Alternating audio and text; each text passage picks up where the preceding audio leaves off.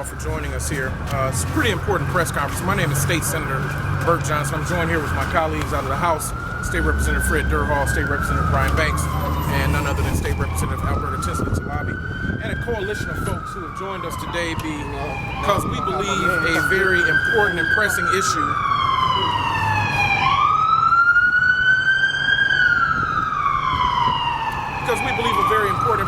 is before our voters here in the city of Detroit and across the state of Michigan on the ballot tomorrow. As many of you know, tomorrow's election day, and it's the midterm election where many people decide to stay home, and we've seen voter suppression efforts, unlike many across the country, take root here in the city of Detroit. And what we're here to speak about today really is unlike anything we've seen in the recent history of elections in the state. Our governor, Snyder, has taken it upon himself and the Michigan Republican Party to try to take advantage of Detroiters by telling them lies and untruths and really being disingenuous with respect to the type of politics that they're offering to our people. Certain of our people in this community, and especially people who happen to look like me, have suffered under driver's responsibility fees, which we really believe are draconian and cause people to suffer much like they did under debtors' prisons, which we outlawed here in the state of Michigan. And as such, we've seen that people have really been turned into, well-meaning people have really been turned into criminals with respect to how they're viewed before the Michigan Treasury and the Michigan government. That law was passed in 2003. It took effect in 2004. And I think just about everybody who voted for it, doesn't matter what they did or didn't do at that time, would suggest that that was a very bad law to implement. Well, Democrats out of the city of Detroit, Fred, Brian, and Alberta, and myself, and other members of the House and the Senate delegation took it upon ourselves to take the fight straight to the legislature and to demand that these laws be repealed. And we were successful. In 2011, we saw a tremendous rollback of driver responsibility fees, which were to continue to keep citizens held down financially.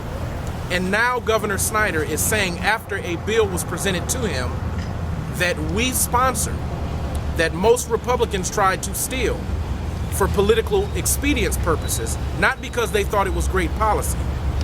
Those same folks are running ads and billboards invoking my name and Fred's name in a most disingenuous manner. Why is this important? It's important because people like the Republican Party believe that voter suppression efforts that have not been able to get through in the Michigan Secretary of State's office will find themselves valuable in an election like we're going to see tomorrow. I would posit to people who are reading and watching today that we are in a very, very close race to take the governor's office away from one of the worst governors that Michigan's ever seen. We're joined here today by Mark Shower's campaign, who couldn't be with us, and I want to let my colleagues have an opportunity to address you. I also want to make sure that people understand that Unite Here, Local 24, is with us, and they represent an ever-widening coalition of people who are working, paying taxes in our community, and trying to have a quality of life that's commensurate with what we were promised under our Michigan Constitution. Fred? Thank you very much, Senator.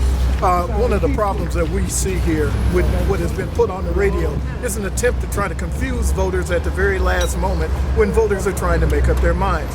Nobody called myself and nobody called Senator and asked either one of us if we wanted to participate in this kind of political announcement, which we wouldn't have in the first place. But the second thing I think is even more important is that they have chosen to use black radio as a means to get it out to the black community, so the black community becomes very confused about who is standing for what.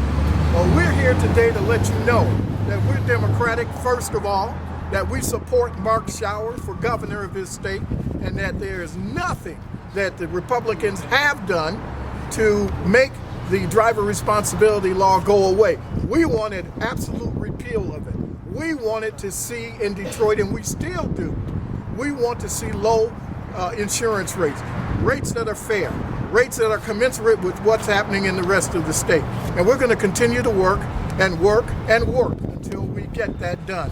And I'm saying to the voters today in my city and in my district, don't be fooled by the hype. It's a bunch of bull. Brian?